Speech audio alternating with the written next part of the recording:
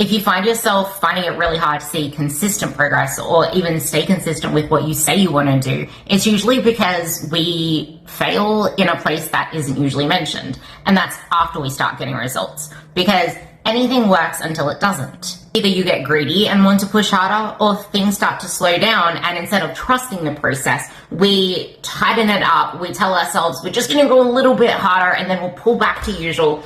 Only that never happens because your body starts to retaliate. And because going harder and doing more worked before, you keep going back to that same method every single time you get stuck. So you end up in this limbo where you're not recovering well, you're exhausted, your body isn't agreeing with you, and you're not even in a place to be performing well, recovering, or building muscle. But sadly, you're not in a place to be losing fat either.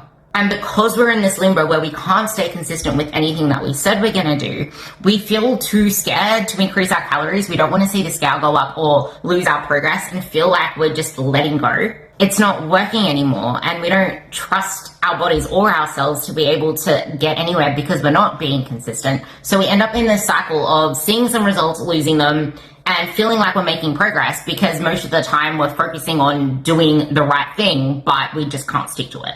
You don't need to clean things up. You don't need to tighten things up because it's not about discipline now.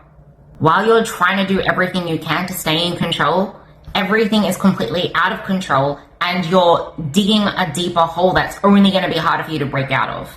And in this whole time, you're not building anything and you're not getting yourself to a place that's going to make future fat loss easier. So instead of trying to fiddle between each and wait until you can dial it in again, get yourself fueling, performing well, getting stronger, and then when it's time to get back into a diet again, you're actually in a place to effectively do it.